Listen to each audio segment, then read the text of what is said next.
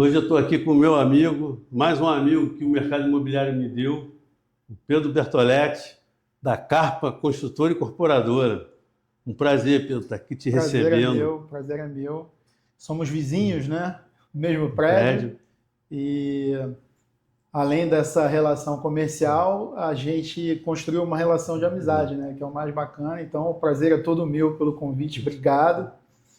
E muito empolgado aí pelo nosso bate-papo. Isso aí, vamos conversar sobre tudo aqui um pouco, né?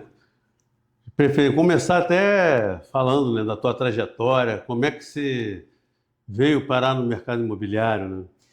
Essa é uma história engraçada, né? Porque eu desde do início da minha formação profissional ali, eu não me vi em outro mercado, né? Eu comecei no mercado imobiliário com 22 anos, esse ano eu completo 40, então eu tive aí 18 anos de trajetória depois da minha formação de faculdade, que só foi mercado imobiliário, né? E isso tem um lado muito bom, porque eu nunca me vi fora desse mercado, né? E as coisas são engraçadas como vão acontecendo,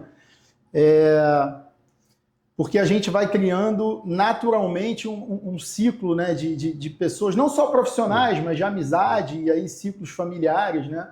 Eu me casei com a Flávia. E falar em amizade, né? Foi o Bruno, Sim. o teu cunhado, que me apresentou. Então assim, eu brinco lá em casa que somos uma aldeia, né, É, indígena de mercado imobiliário, porque eu tenho a Flávia, que é minha esposa, que também é correto. corretora, tem a imobiliária dela, o Bruno, meu cunhado, que é construtor, assim como eu, junto com o Zé, o meu sogro, a Bia, minha cunhada, que tem o escritório de arquitetura, né, a BMF. Então, as reuniões de família são engraçadas, porque chega final de semana, o papo é sempre construção, mercado imobiliário, enfim. Mas a minha vida foi pautada nisso, né? É um mercado que eu amo. Eu, antes de montar a Carpa, que já tem 12 anos, eu trabalhei em algumas empresas no mercado imobiliário. Isso eu acho que é importante falar, porque a partir do momento que você se lança no mercado, abrindo as portas da tua empresa, eu acho que você tem que ter um embasamento muito bem enraizado daquilo que você está se propondo a fazer, né? Então, nas empresas que eu passei, eu tive bons professores, né?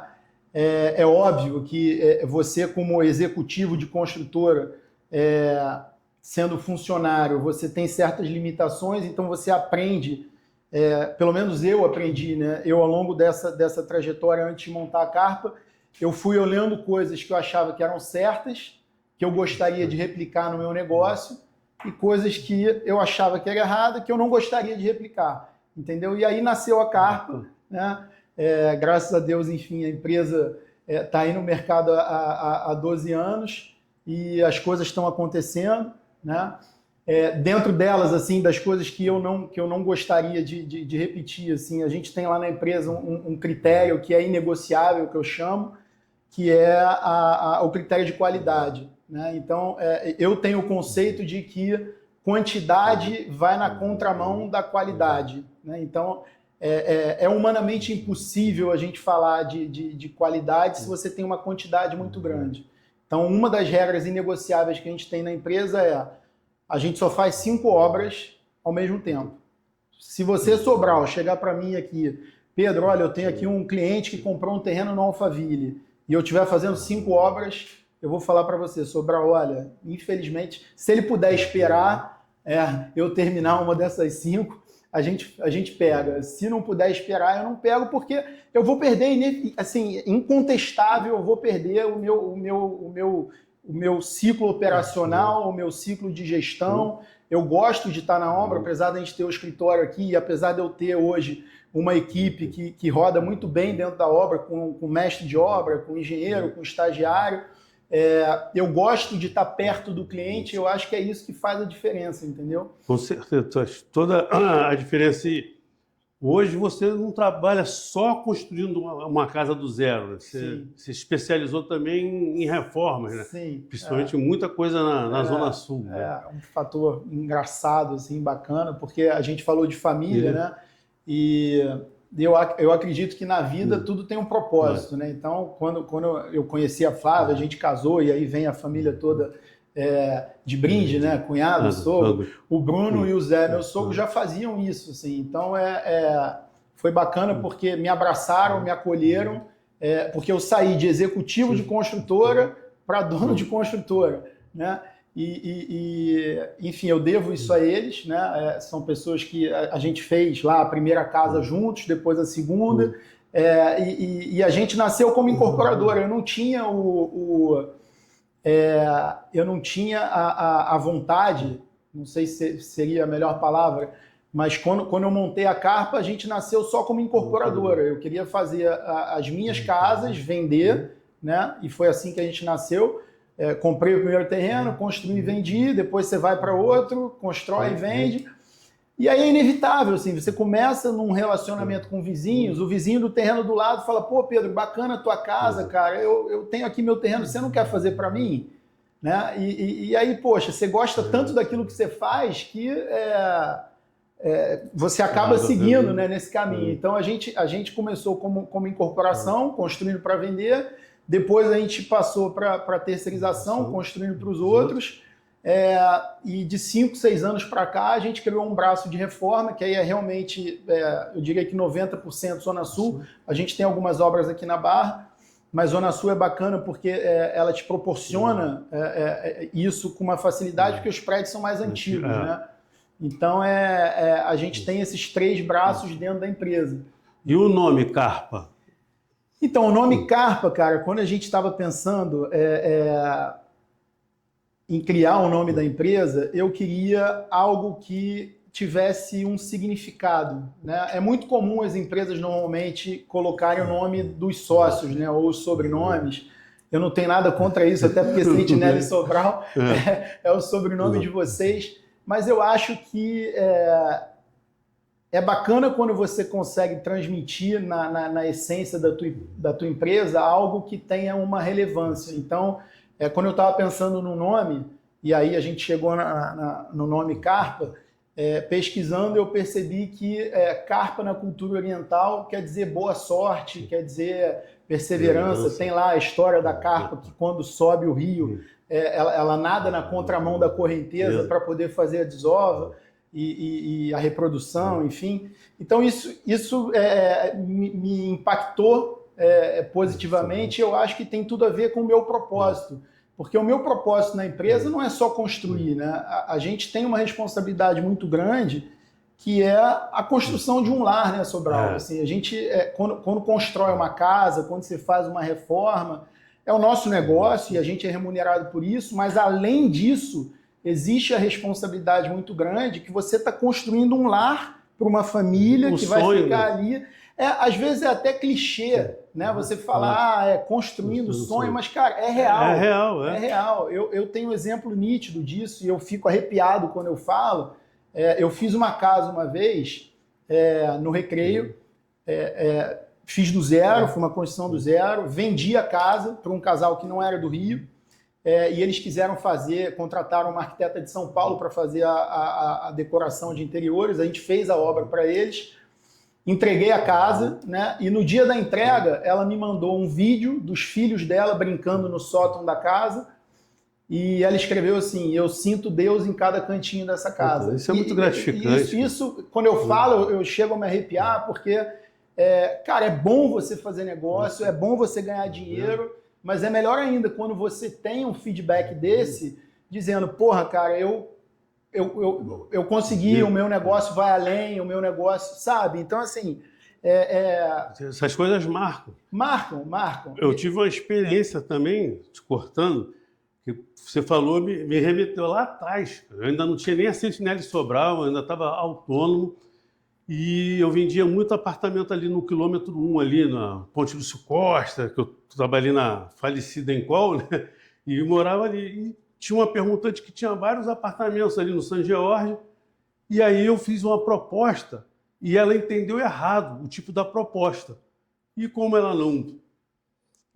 depois que ela entendeu errado, ela honrou que ela não precisava, graças a Deus, ela fez o negócio, e aí o cliente que comprou era até um professor aqui do Santo Agostinho, não sei nem qual a idade dele hoje, não sei nem se está vivo mais, Mas aí ele falou, pô, você realizou o meu sonho. Aí chorou, se emocionou de eu comprar a minha casa própria por causa dessa condição de pagamento. Ou seja, que eu me lembro foi tipo assim, era 20 de 10 ou 10 de 20, eu não sei, sei que ela acabou fazendo para ele em 20 vezes e aquela condição ele conseguiu comprar o primeiro apartamento próprio dele, por 2 quartos ali na Barra como professor. Então, assim, essas coisas te marcam. Não, marcam muito. Essa frase assim, específica na trajetória da empresa marcou demais e ela vai de encontro com a essência que eu prezo dentro da empresa. Assim. Esse cliente em específico, eu vendi essa casa para eles e bacana que 5 anos depois eu estava começando a casa na Alphaville e aí a gente foi para o segundo negócio com o mesmo cliente. Isso acontece muito lá na empresa. Eles pegaram a casa do Alphaville, compraram a casa do Alphaville e a gente fez essa segunda moradia. Eu fiz casas para cliente que, enfim, a gente construiu para eles morarem, gostaram tanto que aí compraram outro terreno e fizeram um investimento para vender. A gente tem esse reaproveitamento dentro da empresa. E assim, eu lido com isso com uma seriedade, assim, com um empenho muito grande, porque eu entendo que o mercado imobiliário, na maioria das vezes, ele tem um estereótipo muito ruim, né? Quando a gente fala de obra, as pessoas normalmente elas têm um receio, né? Elas imaginam a obra como dor de cabeça, como até pelo histórico que a gente tem no Brasil, né? De algumas construtoras multifamiliares que, enfim, que tiveram problemas financeiros e que, às vezes, até por momentos de mercado mesmo, tiveram que fechar suas portas. Então, as pessoas elas têm esse receio, né? Elas têm esse medo. Quem não entende, eu mesmo, como leigo, vou ver a obra, cara, não quero nem me meter a obra, vou contratar. Mas então, esse que é o ponto importante, assim. E aí, quando você tem, quando eu tenho a oportunidade de sentar com o cliente no nosso escritório, aconteceu um caso engraçado. Agora a gente está fazendo uma obra na Zona Sul, é uma cobertura na Avenida Atlântica, e o cliente é um americano, ele não fala português e tal, e ele vem com uma cultura dos Estados Unidos, né? E aí a gente sentou no escritório, fizemos a reunião, montamos o cronograma, né? Montamos o orçamento, mandei para ele falou, Pedro, tá tudo certo, ó, me manda aí, pede para o teu financeiro mandar os dados bancários que eu vou fazer o sinal. Estou fazendo aqui 50% de sinal. Eu falei com ele, Matt, cara, não faz isso, né? No Brasil, né? Primeiro que a gente não precisa, a gente está no momento zero da obra. O que eu vou fazer com 50% do valor da obra, entendeu? Então, assim, vamos fazer da maneira correta. A gente pega o prazo de obra, divide o custo total da obra nessa linha do tempo e você vai pagando em parcelas iguais até o final da obra, entendeu? Em alguns casos o cliente vem e, poxa, mas eu posso deixar uma parcela maior para o final? Porque isso é a margem de segurança dele. E aí eu acho que se você tem o bom senso e a capacidade de se colocar na cadeira do cliente, isso também muda um pouco a tua percepção, né? Por que ele está pedindo para deixar a parcela para o final? Porque ele está, às vezes, com medo daquilo que está acontecendo, entendeu? Então, enfim, nesse caso em específico, o cliente queria dar 50%, eu falei, cara, você vai dar 5%. Ele ainda brigou, não, eu quero adiantar. Eu falei, não, cara, segura a tua ansiedade, paga os 5% de sinal e o restante a gente segue durante o fluxo de obra. Adiantando não vai dar para adiantar a velocidade. Nem sempre é assim, né? A velocidade, cara, assim, você tocou num ponto importante também. Isso eu acho que é uma responsabilidade que as empresas elas têm que ter. E aí, falando do sonho também, né? Falando da concretização do sonho, tem muita gente, às vezes, que faz o negócio a qualquer custo, né? E eu acho que, na realidade, esse não é o caminho orgânico, não é o caminho que se sustenta, né? Na empresa, graças a Deus, assim, ao longo dos 12 anos, todos os meus clientes, assim, todos que fizeram negócio, a gente tem uma relação de amizade, né? Acaba virando cliente, virou amigos. Amigo, porque eu acho que é bacana quando você consegue transformar uma relação comercial numa amizade, porque é um relacionamento ali bacana, de transparência, então às vezes o cliente senta lá na nossa mesa no escritório, eu quero fazer isso aqui e tal, meu prazo de obra é esse aqui. Não dá para fazer. Não tem. Não dá. Não tem milagre, não tem mágica. Eu prefiro perder o negócio Eu prefiro perder o negócio do que botar um negócio para dentro sabendo que é humanamente impossível, cara, você cumprir aquela exigência dele, porque são processos, né? Não, enfim. E isso acontece, às vezes, quando no mercado, às vezes, chega, às vezes, com um custou outro, mas acaba que esses também não conseguem firmar no mercado, que chega com um preço, assim, muito mais baixo, quando não tem mágica, não tem lá. Ou ele vai estourar o orçamento lá na frente, se for por administração, deu um orçamento errado, ou essa conta vai ficar pedalando uma hora e vira e mexe, né? Graças a Deus nem tanto, mas acontece isso no mercado. Acontece, eu acho... Uma diferença de valor de um orçamento para outro tem, pequeno, mas não... Por isso que eu acho também que existe um pouco desse receio quando a gente fala de obra, porque também você tem a diferença dos prestadores de serviço, aí não desmerecendo nenhum deles, mas você tem às vezes o pedreiro que vai fazer o serviço ali por conta própria, você tem o empreiteiro e você tem a construtora que aí tem uma estrutura, que tem responsabilidade, você tem escritório, você tem equipe, você tem processos, por exemplo, lá na empresa. Isso também é inegociável. Todas as nossas obras a gente faz duas modalidades de seguro, né? A gente tem o seguro de obra e a responsabilidade civil. Né? Assim, eu só começo a obra, meu pessoal só entra na obra depois que essa pólice está emitida. Entendeu? Porque, inevitavelmente, você tem ali, quando a gente fala de reforma, você tem as propriedades circunvizinhas, os apartamentos que estão ao teu redor. Né? Quando a gente fala de uma construção do zero, você tem alguma casa que está do lado, né, que é vizinho. Então, assim, isso é muito importante, assim, esses processos, né? Porque muitas vezes o cliente vai e pega um orçamento mais barato, aí não tem um seguro, acontece um problema. Eu como leigo só fui entender disso quando lá no meu prédio precisou fazer uma obra na fachada. Aí fez a reunião e tudo, e foram apresentados vários orçamentos. E aí, lógico que também veio um desses orçamentos mais baratos, que não era uma empresa que estava tão estruturada, e nós lá, o condomínio, como não tinha um caixa muito alto, ainda balançou. Mas aí, um dos moradores lá, dos proprietários, falou, não, mas tem que ter o seguro, então vamos partir para outra e o mais caro e que vai ter um parcelamento também melhor. Porque se acontece algum problema, o condomínio responderia também. E se não tem um seguro, não tem nada, qual o problema? Normalmente o preço está atrelado à qualidade, né? Até se a gente desdobrar isso para outros segmentos, né? Para outras áreas, assim, eu sempre faço essa analogia. Você tem um médico ali, você operou o joelho, né? Precisa operar o joelho. Você tem um médico que cobrou R$5.000, não faço ideia de quanto custa a cirurgia, e você tem um que cobrou 80, né? Pô, mas a diferença é 75 mil. O que tem dentro dessa lacuna, dessa diferença? Existe dentro desse abismo de preço, você deve ter ali fatores que refletem no profissional A e B, né? O que esse de 80 mil tem de atribuições? Provavelmente é um cara com uma competência maior, com um histórico maior de cirurgias. E assim acontece no imobiliário também, entendeu? Então, isso eu acho que é relevante, né? É relevante. Pedro, assim, o que eu acho bacana também é que a estrutura mesmo familiar, como você já falou do começo, né? Que também a vida não é só trabalho, né? Que eu acho bacana também que tem um grupo de amigos, que eu acho que até alguns já foram até, acho que, clientes, e que de vez em quando vocês fazem a viagem, que eu ainda não fui, porque a última vez que eu surfei foi lá na pandemia, só marolinha, mas vocês vão lá para o snowboard, e snowboard eu nunca fiz. Então você está convidado na próxima. Não, vocês já até convidaram, eu que não casou as datas. A próxima deve ser janeiro agora, vamos embora com a gente. Cara, eu falo o seguinte, Sobral, eu acho que o grande barato da vida é a gente estar cercado de pessoas boas, né? E assim, não só, obviamente, na família, mas no ciclo de amizade. A gente tem o nosso grupo aí de construtores aqui da Barra.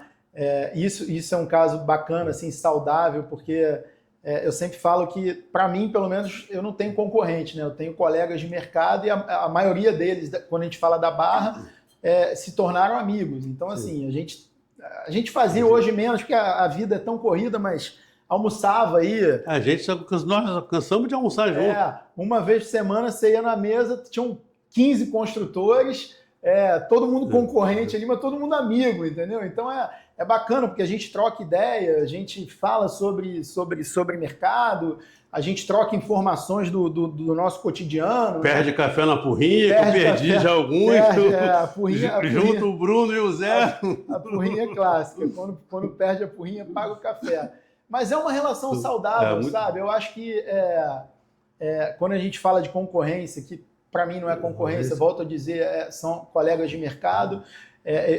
Quando a gente fala de pessoas, assim, lá no meu time na empresa, eu falo que todo mundo almeja o sucesso, né? Mas o sucesso ele é muito relativo, porque depende do seu ponto de vista e do seu entendimento do que é o sucesso. O que é o sucesso? Você fez uma obra e ganhou dinheiro. É sucesso? Sim. Mas, de repente, será que o teu cliente está satisfeito com a obra que você fez? Para mim, o sucesso é quando eu termino uma obra no prazo, quando eu quando eu tenho uma remuneração saudável dessa empreitada que eu fiz, quando o meu cliente está satisfeito, quando o meu colaborador está satisfeito, e isso eu falo muito para o meu time, né? Sucesso é consequência daquilo que a gente faz feliz e bem feito. Entendeu? Então, assim, se você não está feliz, não faça, porque você não vai ter sucesso. Com entendeu? certeza. Então, não tiver amor, não tiver... eu acho que você tocou num ponto importante, assim, o amor pelo que você faz, sabe? Então eu falo isso com a minha galera, eu falo isso com os meus funcionários, e assim, o sucesso, cara, para mim, há 2 semanas aconteceu um fato bacana. Eu tenho um colaborador na empresa que ele já está com a gente aí há 10 anos, é um cara fera, é um mestre de obra, e assim, ele veio crescendo aí ao longo dos anos, né? E há pouco mais de 2 semanas ele sentou lá no escritório e comentou comigo, pô, eu comprei um apartamento. Ele morava num bairro, numa comunidade e, cara, comprou um apartamento. Pô. Entendeu? Assim, numa região bacana, num condomínio legal, então assim... Fica feliz com a conquista. Para mim isso é sucesso. É o sucesso dele, mas também é o meu, porque é a oportunidade que você tem de crescer profissionalmente, mas fazer com que as pessoas que estejam ao teu redor cresçam também. Essa visão que eu tenho também. Eu não vejo concorrer, por mais que já saíram vários aqui da empresa, que, pô, eu fico até honrado de ter conseguido contribuir para que eles formassem, saíssem e montassem a empresa deles. E que hoje eu encontro, converso, se tiver que bater com almoçar, te almoço, porque o mercado ele é muito vasto, o mercado dá para todo mundo. E assim, a concorrência ela é saudável, mas que não é concorrente, e não é, porque a gente convive isso aí tão bem, cara. Eu acho que é isso, assim, eu acho que o barato da vida é a gente estar cercado de pessoas boas, no nosso universo de concorrentes ou de amigos, de colegas de mercado. Ou de formar. Sim, dentro da nossa estrutura ali organizacional, né, de colaboradores, seja ele um estagiário, seja ele um mestre de obra ou um engenheiro sênior. Ou que você forme ele para ele ir para o mercado e montar a empresa dele. Sim, assim, eu não tenho essa vaidade, assim, né? Eu acho que o bom profissional ele pertence ao mercado. É isso aí. Cabe a você, como gestor da tua empresa, analisar ali, será que esse cara eu consigo mudar ele daqui para cá, ele vai crescer até aqui, ou o céu é o limite junto com você, né, junto com a empresa, ou eventualmente, se for da vontade, ele quiser sair para outra empresa, eu acho que isso faz parte também. Faz parte. Já aconteceu comigo.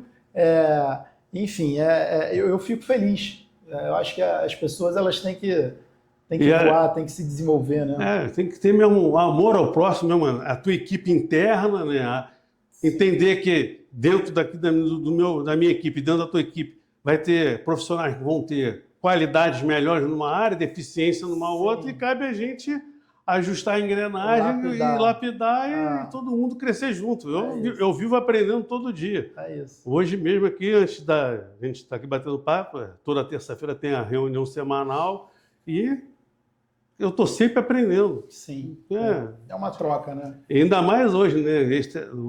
Com inteligência artificial, acho que eu te falar, como é que está hoje a tecnologia, assim, não só de IA, como de construção? Evoluiu muito. Então, né? Evoluiu. Eu acho que a questão da IA, assim, ela ajuda bastante. A gente estava batendo um papo aqui antes de começar a nossa conversa filmada. Eu te dei um exemplo de um projeto específico que a gente dá, que é uma obra que a gente vai começar lá no Porto Belo, um terreno grande de 10 mil metros quadrados, e hoje com a topografia do terreno, a gente botou lá na IA e falou, faz o cálculo aí, quero saber quantos metros cúbicos de aterro eu vou precisar. É óbvio que a gente já consegue fazer o cálculo, né? Mas a inteligência artificial ali acaba sendo muito mais rápido. Acelera o processo. A tecnologia, ela ajuda, né, Sobral? Assim, uma das minhas premissas também dentro da empresa sempre foi a transparência, né? Eu tenho alguns clientes da empresa que não moram no Rio, né? Esse que eu citei aqui está lá nos Estados Unidos. Tem um caso engraçado, ele veio no escritório, assinou o contrato e falou, Pedro, qual é a data de entrega? Eu falei, a data de entrega, ele falou, tá bom, eu só volto no dia da entrega. E literalmente, ele não está na obra.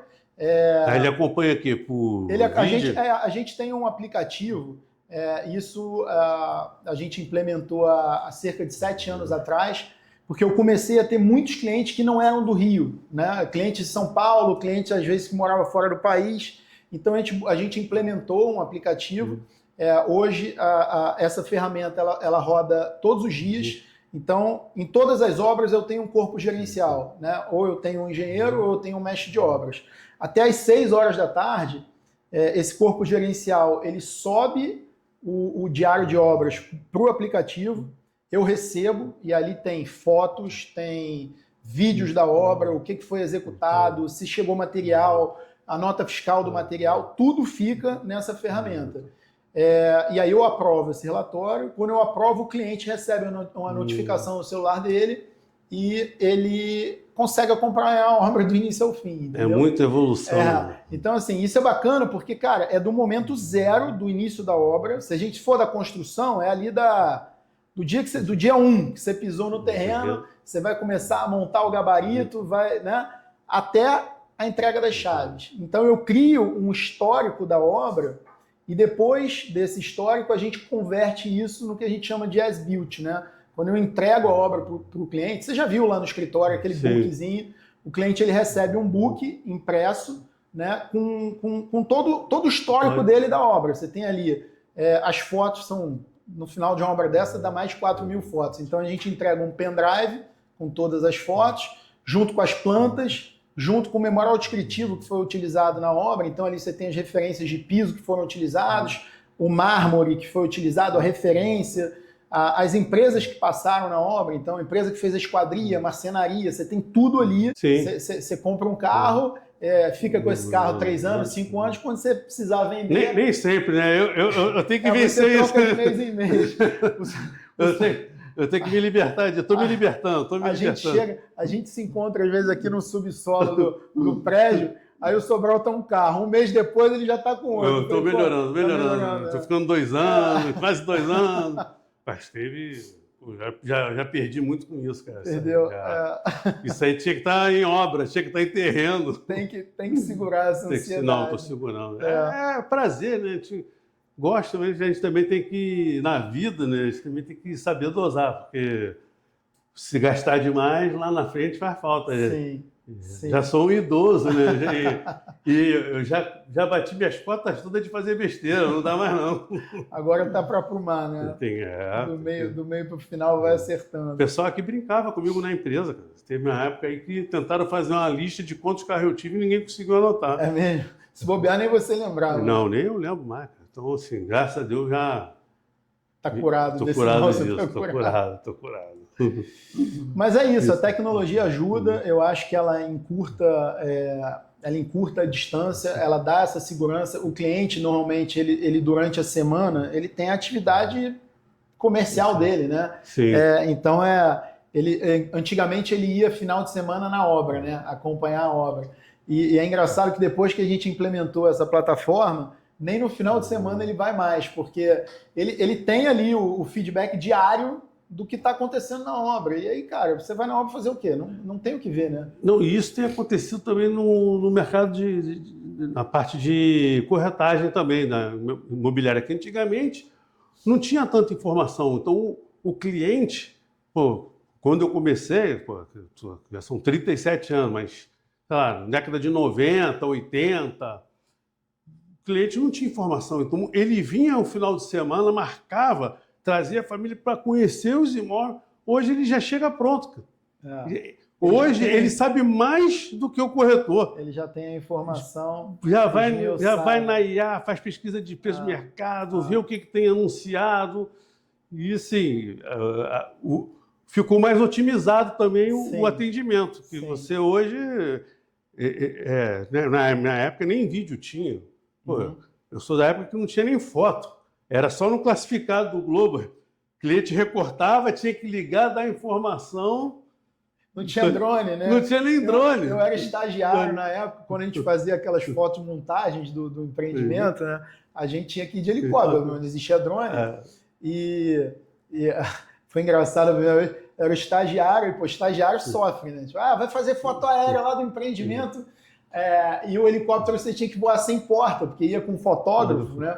Não dava. Barulheira. O fotógrafo, se tivesse porta, refletia, a foto não ficava boa. Então, a gente ia fazendo um fotógrafo daqueles super aficionados em aventura e tal. Mas a tecnologia muda. Veio para ajudar muito. Sim, você ia fazer uma foto aérea, você contratava 1 hora de helicóptero, tirava a foto, depois o cara voltava para o estúdio, manipulava aquilo tudo, depois você ainda tinha que passar para a empresa para montar o 3D. Hoje em dia você pega um drone e sobe o drone, cara. Hoje você vai no lançamento desses empreendimentos, das incorporadoras aí com esses prédios altos, te coloca ali dentro, você está no andar, vendo a vista que você vai ter, vendo tudo.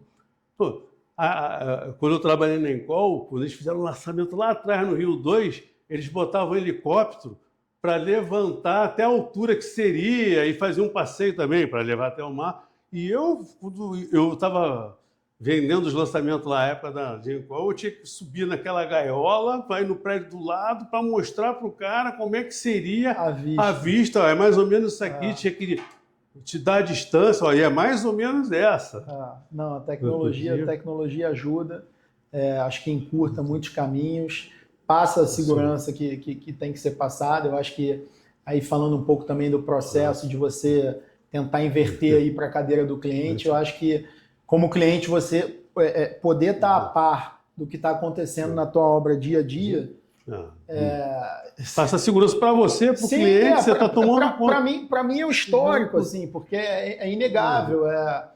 Quando a gente faz a parte de infraestrutura, por exemplo, a gente tem um projeto que é feito pelo engenheiro, né, de instalações, e a gente executa esse projeto, só que eventualmente você tem alguma intercorrência que você tem que desviar ali. Então a gente tira foto dessa tubulação. Por exemplo, num banheiro, né? Você está fazendo a infra de hidráulica, você tira a foto da tubulação ali na alvenaria antes de embolsar, com as cotas de referência, e aí isso está lá no manual do proprietário, né?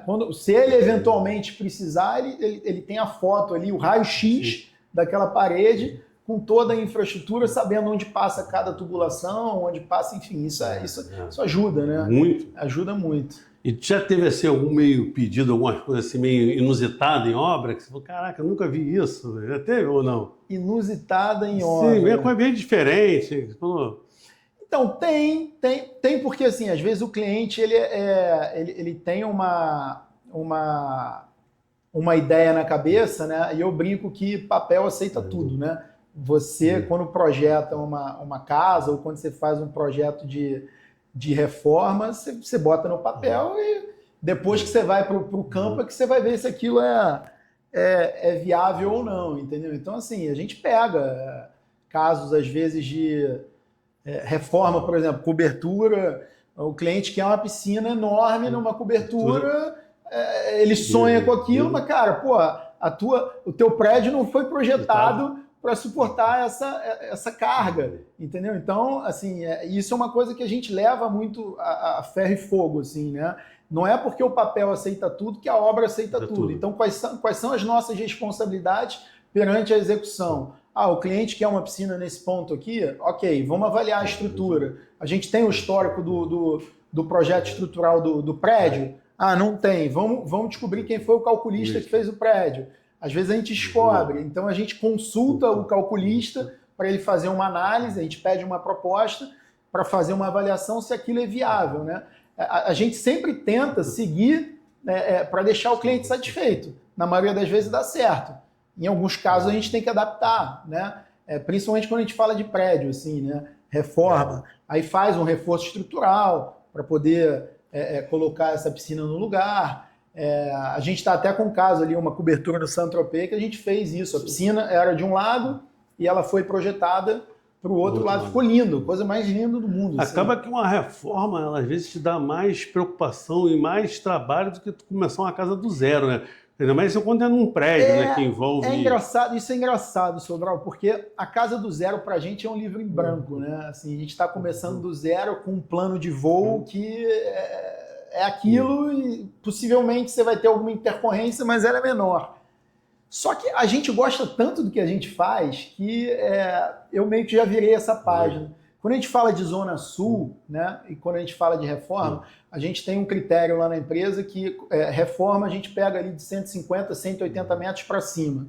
Quando o apartamento é menor, a gente não consegue, dentro da nossa estrutura organizacional, viabilizar essa obra, porque, enfim, mestre de obra, engenheiro, equipe administrativa e tal, acaba não...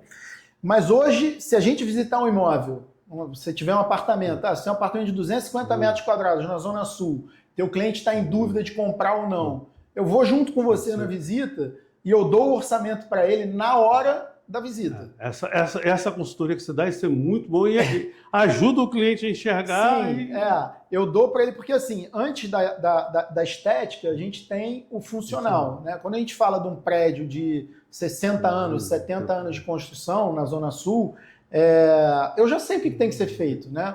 Antes de você mexer na estética, que é mudar o piso, trocar a cor da parede, você vai trocar toda a parte de infraestrutura.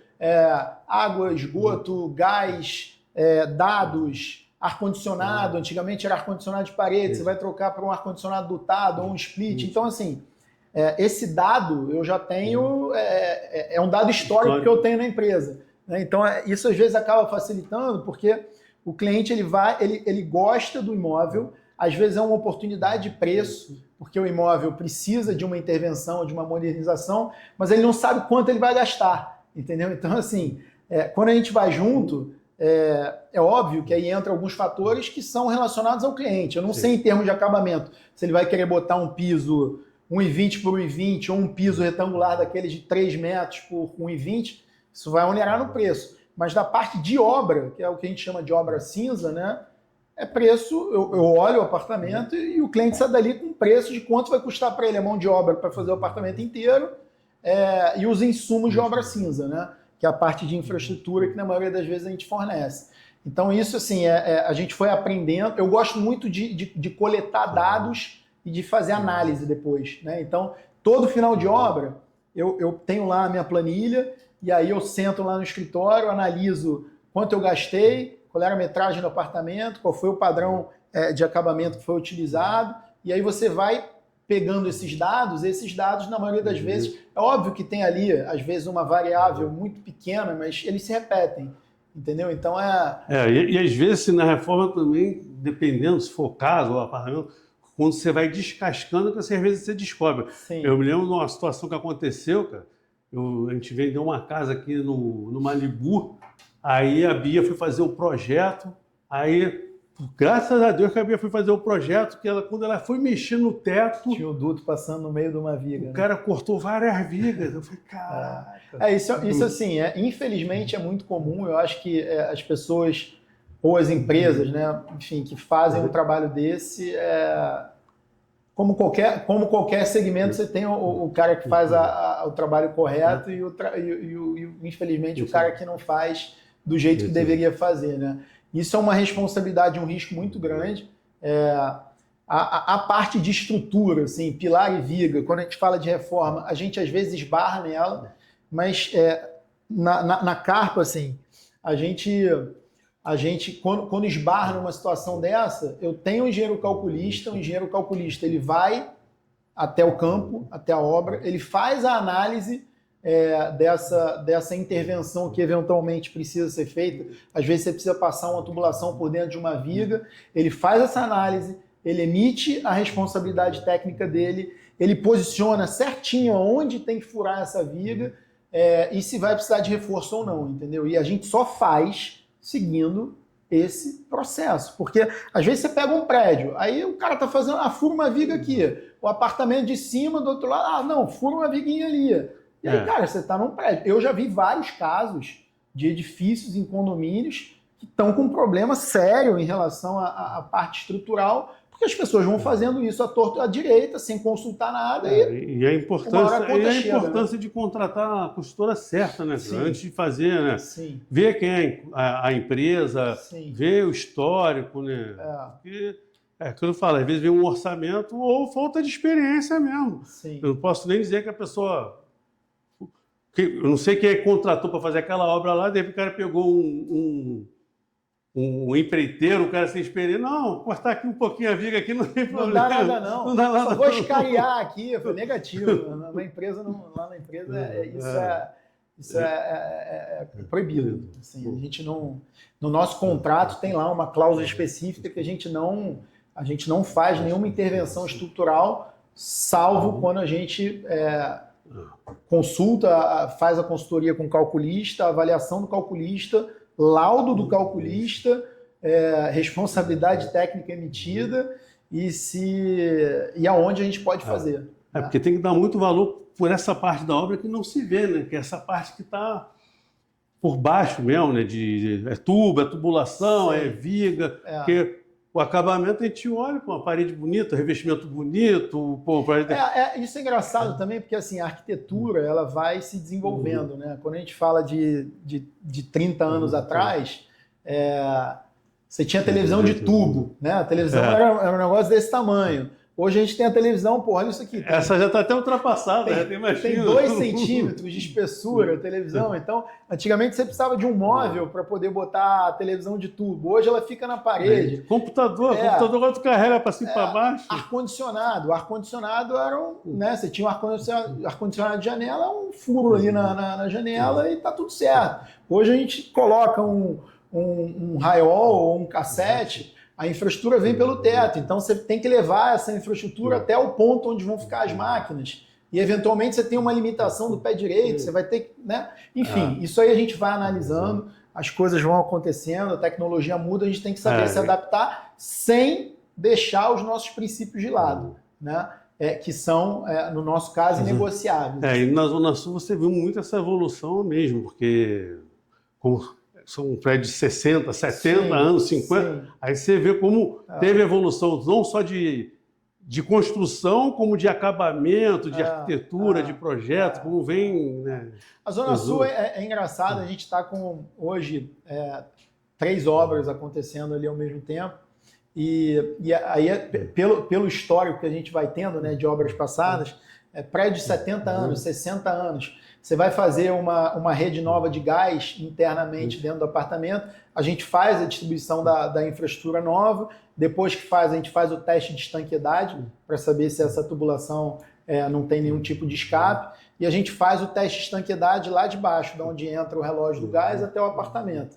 Nesses prédios, assim, 99% dos apartamentos eles têm uma estrutura danificada de tubulação, e aí você tem que fazer uma nova. Você vê, outra evolução nessa época ainda, garagem. Não se tinha tanto carro, não dava nem tanto valor para a garagem. Hoje já dá o valor para colocar o carregador de carro elétrico, fornecer a tua própria energia, quer dizer, sim. Como assim... E não é tanto tempo assim, né? É muito rápido. Nos prédios mais antigos, você fica até, às vezes, meio que suscetível à altura do pé direito ali da garagem. Se você tiver uma picape um pouquinho maior, não entra. Não né? entra, não. Você escolhe o carro baseado na casa. É verdade. Mas é isso, assim. Eu acho que a tecnologia ajuda, né?